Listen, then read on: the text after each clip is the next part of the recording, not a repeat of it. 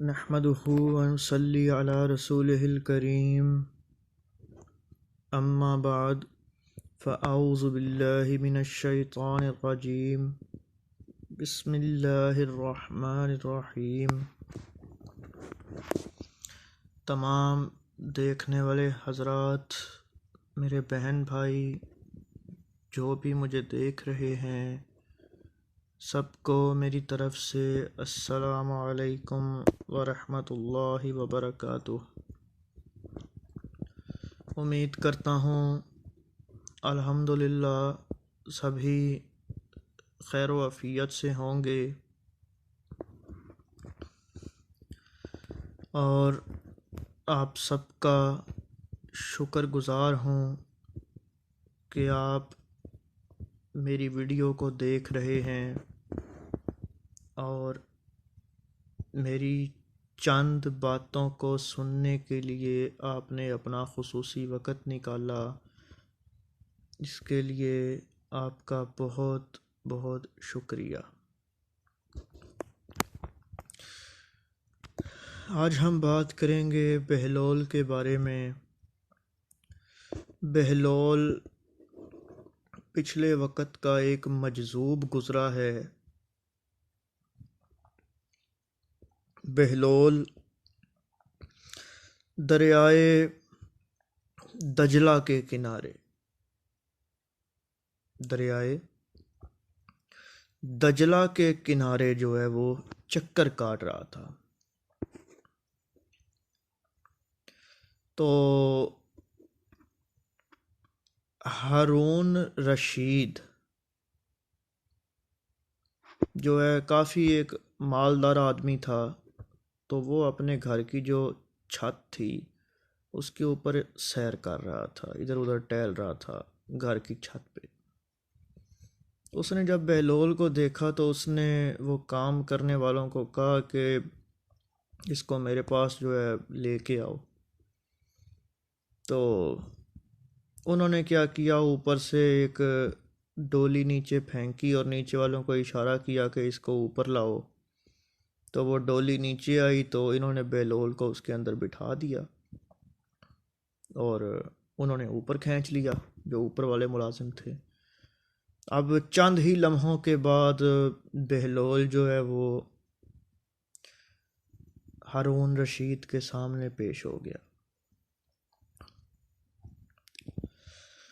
हारून रशीद ने बहलोल से एक सवाल पूछा कि कहने लगा, बहलोल मैं आपको एक बात पूछूं? तो बहलोल ने कहा जी पूछिए। तो कहने लगा, आप खुदा तक कैसे पहुँचे? तो बहलोल कहने लगा, जी जैसे आप तक पहुँचा हूँ। तो वो बड़ा परेशान हो गया कि मैंने तो सोचा था कि पता नहीं बड़ी कोई बारीक बात बताएगा, कोई अहम नुक्ता बताएगा, पर इसने तो बात ही ख़त्म कर दी कि जी जैसे आप तक पहुँचा हूँ। खैर, उसने कहा मैं समझा नहीं। तो बहलोल ने कहा बात यह है कि अगर मैं ख़ुद मिलने आता तो मुझे पहले दरख्वास्त देनी पड़नी थी, वो भी ना मंजूर होती तो सिफारिशें करवानी पड़नी थी, और आपसे मिलने के लिए पहले जो दरख्वास्तें, सिफारिशें और जितने भी दीगर अमूर हैं वो मुझे करने पड़ने थे अदा। तो बहुत वक़्त लगना था। लेकिन जब आपने मिलना चाहा तो 2 पल भी नहीं लगे। तो उसका मतलब था कि बंदा दूर है, वो दूर नहीं है, वो शारक से भी ज़्यादा करीब है। कोई दिल से पुकार के तो देखे। और दूसरी बात, बहलोल का मतलब ये था, जिसको रब पसंद करे जो रब को पसंद नहीं, जिसको रब पसंद करे रब फिर उसको अपना महबूब बना लेता है। और जब कोई रब का महबूब बनता है तो उसका दिल मकबूल हो जाता है, और फिर वो जो दुआ करता है वो मेरा मालिक पूरी कर देता है।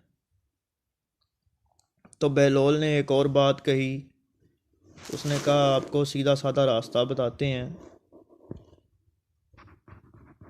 महबूब की चौखट पे चले जाओ, कोई खाली नहीं मुड़ता।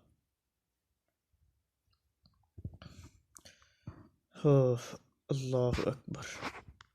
कुछ लोगों को ये बात समझ में नहीं आई होगी तो मैं अपने अंदाज में समझा देता हूँ। देखिए, आप उम्रे की नीयत करते हैं, अब एजेंट से कहेंगे जी वीज़े का, फिर टिकटों का मामला, और सबसे पहले पासपोर्ट का मामला। इस प्रोसीजर में 6 माह लगें, 7 माह लगें,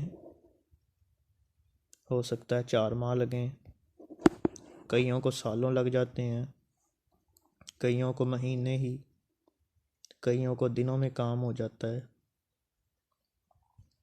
अब ये वो हैं जो खुद जा रहे हैं, अब एक वो भी हैं जो मेहनत मुशक्क़त कर रहे हैं, महीनों दिनों या सालों में भी नहीं लग रहा उनका, नहीं जा पा रहे। पर जिसको मेरा मालिक अपने दर पे बुला ले, जिसको मेरा मालिक बुलाए, उसको क्या ज़रूरत है वीज़े की, पासपोर्ट की या टिकटों की। उसका पता भी नहीं चलता कि उसका पासपोर्ट कब बना, वीज़ा कब बना, टिकटें कब मिली। वो तो ऐसे होता है कि जैसे अभी उसको ख़बर मिली और अगले दिन वो मक्का मुकरमा पहुंच गया। तो बात ये है, हमारा जो नज़रिया है, हमारा जो ख़्याल है, हमारी जो सोच है, हमारे जो नज़रियात हैं, वो हमारे वहाँ नहीं है।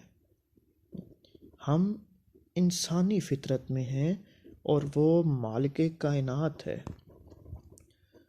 जो हम सोचते हैं वो उससे बहुत ही आगे का सोचता है। हम कहते हैं या अल्लाह फूल दे दे, फूल दे दे, फूल दे दे। हम अपनी ज़िद पे अड़े रहते हैं, हत्ता कि ये नहीं सोचते कि हम तो फूल मांग रहे हैं, लेकिन वो तो पूरा गुलदस्ता देने पे अड़ा होता है कि नहीं, मेरा बंदा फूल मांग रहा है लेकिन मैं इसको गुलदस्ता दूं। तो बात ये है कि मैं एक और सादी सी मिसाल देता हूँ। अब क्योंकि ये जो आला बात है ये आला लोगों की खोपड़ी में आती है, तो मैं फिर भी, ये जो कुछ ऐसे भी लोग होते हैं जिनको नहीं जल्दी समझ आती, तो मैं भी कोई इतना जो है वो आला नहीं कि मैं कहूँ कि भाई मैं बहुत आला हूँ, मैं भी कख नहीं हूँ। मैं आपको ये भी बता दूँ, मैं ये जो बात कर रहा हूँ और मेरे अंदर ये जो इतनी एक दीनी सलाहियत उजागर है, और ये जो मैं इतना ये बयान कर रहा हूँ, ये ज़हूर अहमद कादरी रहमतुल्लाह अलैह, मेरे दादा हजूर, उन्होंने मुझ पे बहुत मेहनत की है, और ये मेरी माँ बाप की दुआओं का और मेरे दादाजी की दुआओं का असर है कि मालिक ने मुझ पे इतना अपना फजलो करम किया है। तो मतलब ये है कहने का, जो मैं बात कर रहा था, आप आपके कमरे में एक लाइट है, अपना हाथ बोर्ड तक लेके जाएं, पहले 4 पैसे उठें, जूता पहने, चल के जाएं, बिजली के बोर्ड के पास जाएं, बटन दबाएं, फिर वो लाइट ऑन होगी। इसमें वक्त लगता है। उठना, जूता पहनना, चल के जाना, बटन दबाना, रोशनी का जलना, और फिर वो जो बल्ब जल रहा है उसकी रोशनी का तुम तक आना। ये क्या है?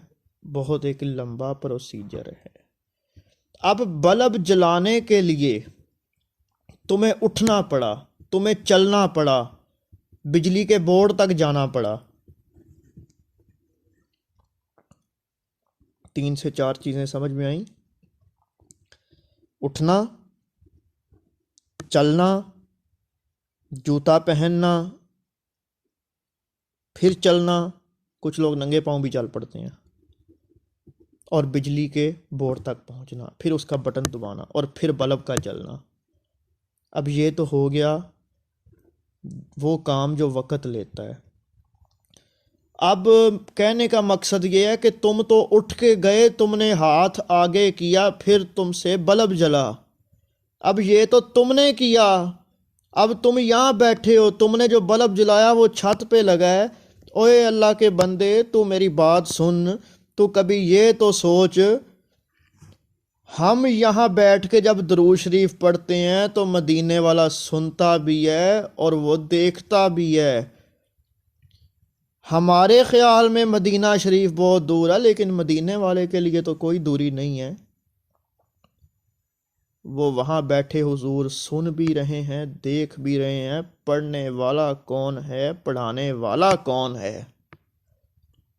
तो बात ये है कि बल्ब की रोशनी की मिसाल देने का मकसद ये था कि ये जो मैंने दिया ना, एक मिसाल दी कि भाई आप उठ के जाएं और अपने हाथ से वो बटन नीचे करें, वो सारी बात का मतलब ये था कि भाई तुम इस तरह उठ के जाओ, बटन दबाओ तो रोशनी आए। तुम अपने दिल के अंदर एक दफ़ा, अपने दिल के अंदर सच्ची नीयत से अपने मालिक को याद करो। वो तो तुम्हारी शारक से भी ज़्यादा करीब है। तो सच्चे दिल से अपने मालिक को याद करो, उसके बाद नज़ारे देखो, फिर देखो उसके कमाल। अभी तक तो कुछ लोग वाकिफ़ होते हैं सवाब से, जो कुर्ब की मंजिलों में गए हुए हैं उनको कभी पूछ के देखो कि मालिक के कमाल कैसे होते हैं। तो बात ये होती है कि यहाँ से किसी चीज़ को देखना और किसी चीज़ का हमें देखना। अब देखें ना, सूरज एक है, सूरज एक है, हम उसकी तरफ देखें तो नहीं देखा जाता, पर उसकी रोशनी पूरी दुनिया में फैली हुई है। अब अगर हम सूरज तक जाएं तो बहुत मुश्किल है, लेकिन उसकी रोशनी हम तक आ रही है, उसके लिए क्या दूरी है। मिसाल मैं सूरज के लिए, सूरज की दे रहा हूँ एक आपको वैसे, पर असल मैं जो बताना चाह रहा हूँ मतलब ये है कहने का, हम खुदा तक पहुंचना चाहें तो ये नहीं मुमकिन, लेकिन वो हमारी शारग से करीब है, हमारे दिलों के हाल जानता है। हम दिल की मुराद मांगें, उसको सच्चे दिल से अपना रब माने, जो वो कहता है करें, तो हमारा काम करने के लिए उसके लिए कौन सी दूरी है। वो तो जो चाहे कर सकता है, एक दफ़ा सच्चे दिल से मांग के तो देखो। वो तो कहता है मेरा बंदा मुझसे मांगे और मैं दूं। तो मैं उम्मीद करता हूँ ये जो मैंने अब मिसालें दे के आपको ये बात समझाई, ये आपकी समझ में आई होगी। अगर अभी भी किसी की समझ में नहीं आई तो मैं इससे ज़्यादा मेरा नहीं ख्याल कि कोई और आसान मिसाल हो।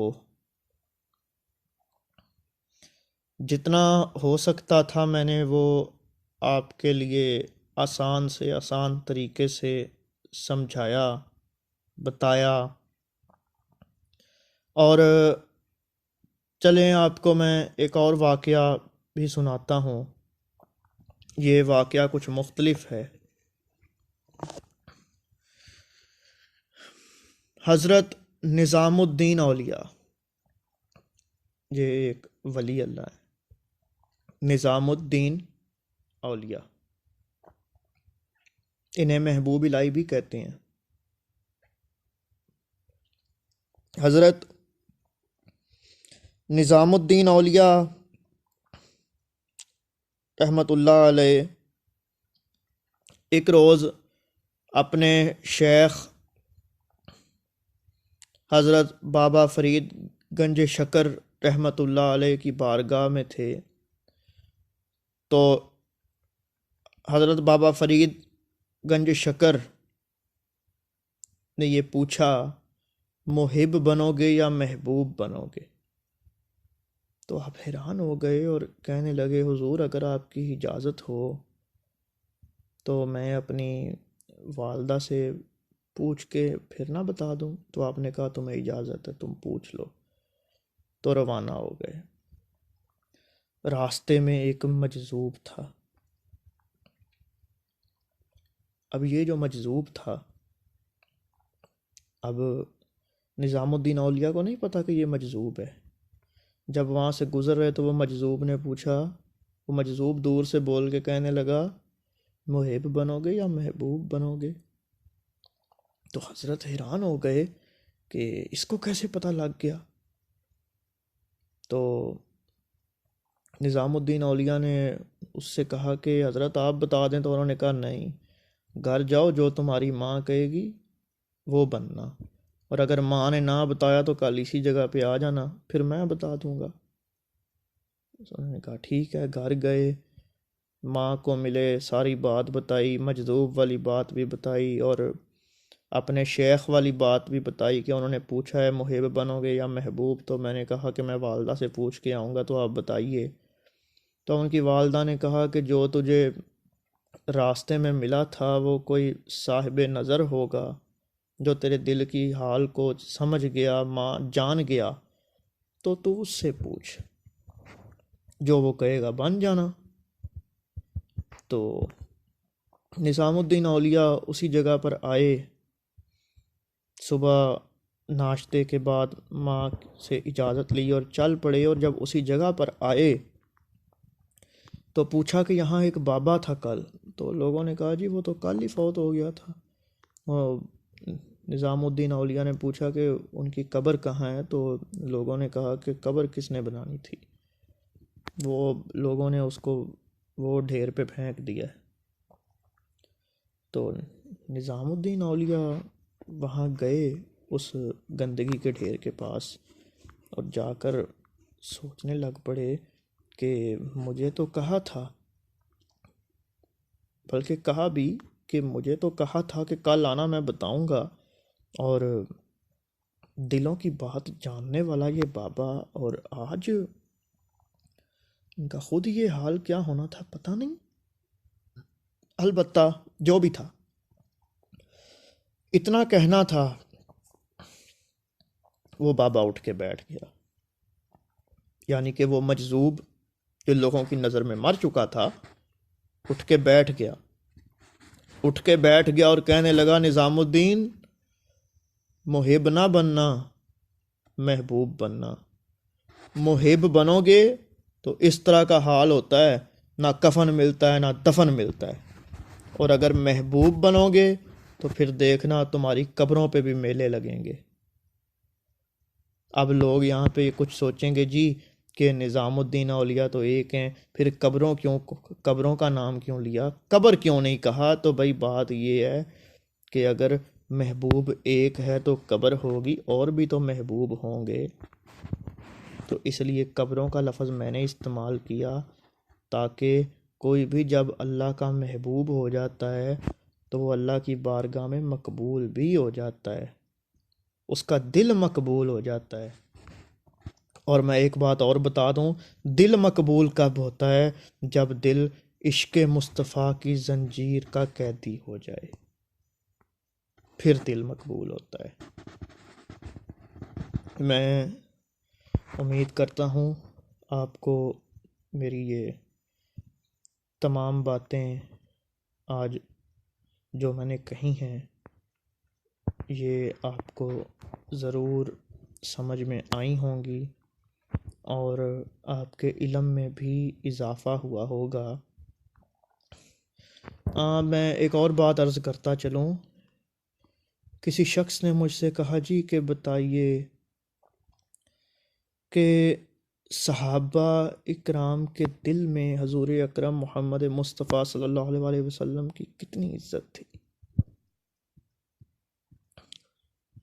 तो मैंने सोचा कि मैं अब उसका जवाब दे ही दूँ साथ। तो भाई एक रोज़ हजूर नबी अकरम नूर मुजस्सम मोहम्मद मुस्तफ़ा सल्लल्लाहु अलैहि वसल्लम एक गली में से गुज़र रहे थे। तो एक मकान तमीर हो रहा था, गुम्बद नुमा शख्स का। उसके ऊपर जिस तरह गुम्बद की शक्ल होती है ना, उस तरह का एक छत सी पड़ी हुई थी गोल। तो हजूर को इस तरह के मकान जो है वो पसंद नहीं थे। तो जब आपने उसको देखा तो पूछा ये किसका बन रहा है, तो बताया जी फ़लाँ फ़लाँ अंसारी का है। तो हजूर के चेहरे पे कुछ आसार रूनुमा हुए कि जैसे आपको वो ना अच्छा नहीं लगा। तो हजूर गुज़र गए।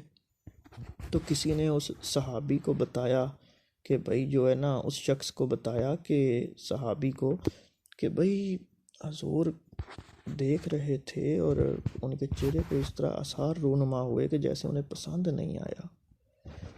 तो नबी अकरम नूर मुजस्सम मोहम्मद मुस्तफ़ा सल्लल्लाहु अलैहि वसल्लम जब दोबारा कुछ रोज़ बाद उस गली में से गुज़रे तो वहाँ ईंटों का, मट्टी का मलबा गिरा पड़ा ढेर, सारा मकान गिरा पड़ा।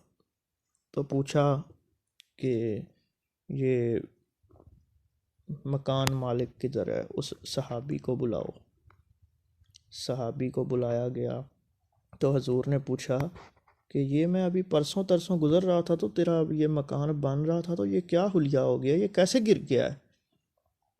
तो अब आपको पता है वो सहाबी ने क्या जवाब दिया। सहाबी ने जवाब दिया, हुजूर मैंने सुना था आपको पसंद नहीं आया, तो मैंने फिर इसको तोड़ के गिरा दिया। मैंने सुना था कि आपको पसंद नहीं आया, अच्छा नहीं लगा। तो बात ये है कि अब ये भी नहीं कहा कि हुजूर आपने मुझे कहा या हुजूर मैंने आपकी आवाज़ सुनी, नहीं। क्या कहा, हुजूर मैंने सुना था, हुजूर मैंने सुना था, यानी कि किसी से सुना था कि आपको पसंद नहीं आया। तो ये सहाबा के दिल में अकीदत थी कि जो चीज़ हुजूर को नापसंद होती वह उसे छोड़ देते। हज़रत अनस बिन मालिक एक दफ़ा शोरबे में से कद्दू निकाल के खा रहे थे। तो किसी ने पूछा ये क्या कर रहे हो। तो फरमाने लगे